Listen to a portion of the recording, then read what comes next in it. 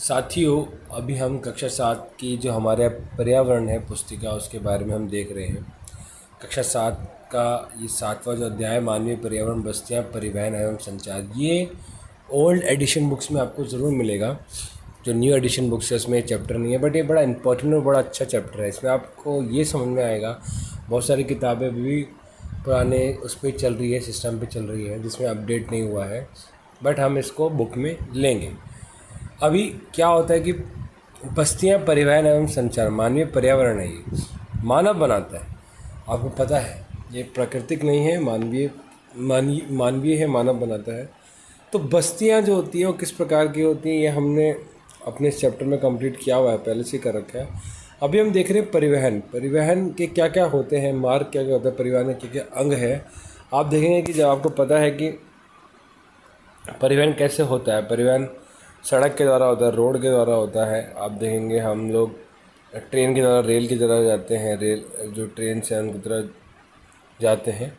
आप हवाई जहाज़ से जाते हैं, एयर मार्ग होता है। और आप नाव के थ्रू जाते हैं, जल मार्ग होता है वाटर वाले, उससे भी आप रिवर्स से जाते हैं या समुद्र से जाते हैं।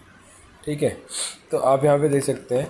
तो अभी हम परिवहन की बात करेंगे, तो वीडियो को आप ज़रूर एंड तक देखिए, आपके लिए बहुत फ़ायदेमंद वीडियो है। मैंने बिल्कुल टाइम वेस्ट ना करते हुए ये चैप्टर शुरू किया है, जिसमें हम इसके एक सेगमेंट को पढ़ने जा रहे हैं। डिटेल वीडियो ऑलरेडी चैनल पे है, मैं आपको उसका लिंक भी डिस्क्रिप्शन बॉक्स में दे दूँगा। तो परिवहन लोगों एवं सामान के आवागमन के साधन होते हैं। पुराने समय में अधिक दूरी की यात्रा करने में अत्यधिक समय लगता था। उस समय लोग पैदल चलते थे एवं अपने सामान को ढोने के लिए पशुओं का उपयोग करते थे। पहिए की खोज से परिवहन आसान हो गया। समय के साथ परिवहन के विभिन्न साधनों का विकास होता गया, लेकिन आज भी लोग परिवहन के लिए पशुओं का उपयोग करते हैं। आपने देखा हुआ है घोड़ा गाड़ी, भैंस गाड़ी आपने देखी होंगी। ठीक है, यातायात के साधन के रूप में घोड़ा गाड़ी इस्तेमाल करते हुए। देखिए, आप बर्फ़ से बने आवास कहाँ पाते हैं न, क्या कहते हैं न, इग्लू कहते हैं, इग्लू। ठीक है, इग्लू से आप याद रख सकते हैं। ये आ गया तो मैंने आपको बता दिया। ये इसी पार्ट का जो फर्स्ट सेगमेंट है, बस्तियाँ, जो हमारा मानवीय पर्यावरण का बहुत महत्वपूर्ण है, क्योंकि जब हम कहीं रहते होंगे तभी तो हम उस जगह से दूसरी जगह जाएंगे, इसलिए बस्तियाँ बहुत महत्वपूर्ण है, हमें इस चीज़ का याद रखना है। हमारे देश में सामान्यतः गधे, कच्छर, बैल एवं ऊँट का उपयोग किया जाता है। किस लिए किया जाता है? इनसे गाड़ी खींचने के लिए। गधे हैं, कच्छर है, बैल है, ऊँट है, ये सब। दक्षिण अफ्रीका के एंडीज पर्वत के क्षेत्र में लामा का उपयोग उसी तरह होता है जैसे तिब्बत में याक का उपयोग होता है। प्रारंभ में अन्य देशों के व्यापारियों को भारत पहुंचने में अनेक महीने लग जाते थे। वे समुद्री मार्ग से या थलीय मतलब ज़मीन वाले मार्ग से आते थे। हवाई यात्रा ने परिवहन को द्रुत बना दिया।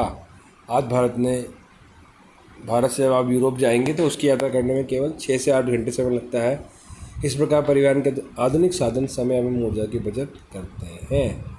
परिवहन के उन साधनों की एक सूची बनाएं जिनका उपयोग आपकी कक्षा के छात्र स्कूल आने के लिए करते हैं। जैसे साइकिल है, ज़्यादातर साइकिल से आप लोग स्कूल जाते हैं, बस से जाते हैं, बहुत से लोग स्कूटर से आते होंगे, है ना, पापा के साथ बैठ के, घर वालों के साथ बैठ के। तो ये सब वो साधन है। परिवहन के 4 मुख्य साधन सड़क मार्ग, रेल मार्ग, जल मार्ग एवं वायु मार्ग, जो अभी मैंने आपको बताया था, और आपको ये याद रखना है ये चीज़। वैसे अभी हम आप देख सकते हैं।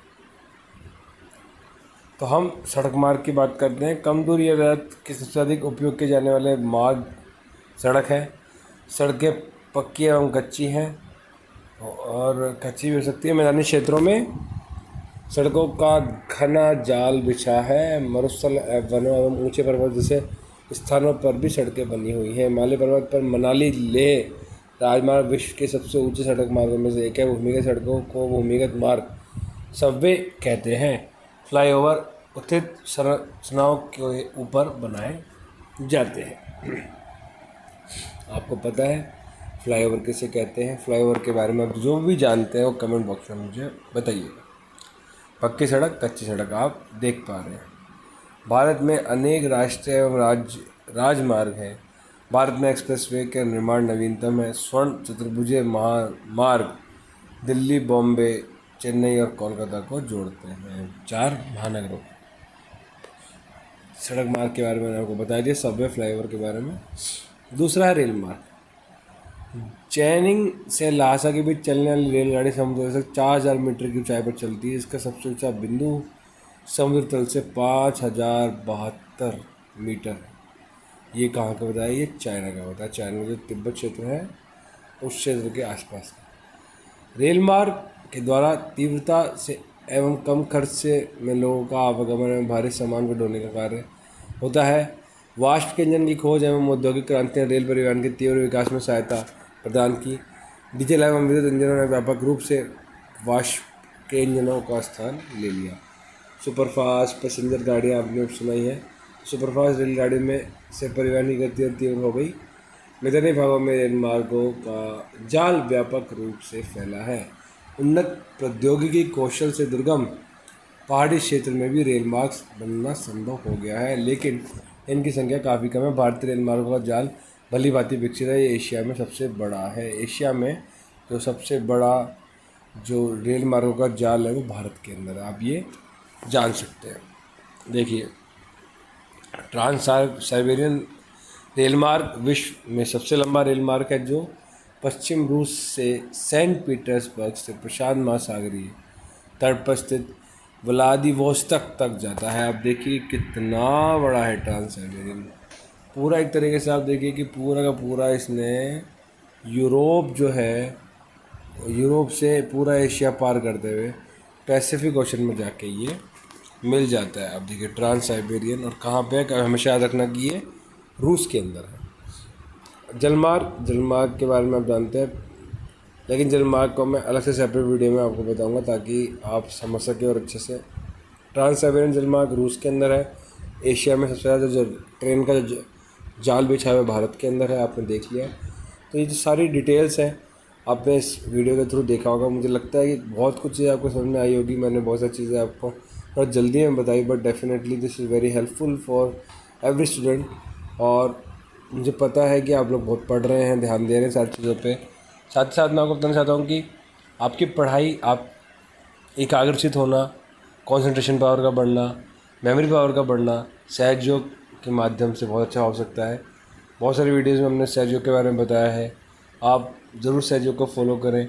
आपके जो इस वीडियो के डिस्क्रिप्शन बॉक्स में उसके लिंक आपको मिल जाएंगे, और आप यूट्यूब पे जाके भी सर्च कर सकते हैं सहयोग मेडिटेशन के थ्रू आपके अंदर एकाग्रचित होंगे। आप जब 5 मिनट भी सुबह अगर मेडिटेशन के लिए बैठते हैं तो आप भी देखिए कि पूरा दिन भर आप बहुत स्ट्रॉन्ग रहेंगे, एनर्जेटिक रहेंगे, और आप जो भी पढ़ेंगे उसमें आप बहुत आगे बढ़ जाएंगे। तो ये बहुत छोटा सा संदेश था आपके लिए, और नेक्स्ट वीडियो में जल्दी मिलेंगे। चैनल को आपने बहुत प्यार दिया है, बहुत सपोर्ट कर रहे हैं सब लोग। हम पूरी टीम आप सबका धन्यवाद करती है, और अपना आप ध्यान रखें। जल्दी मिलेंगे, तब तक के लिए जय हिंद, जय भारत। स्वस्थ रहिए, मस्त रहिए, खाते पीते रहिए और पढ़ते रहिए। जय हिंद।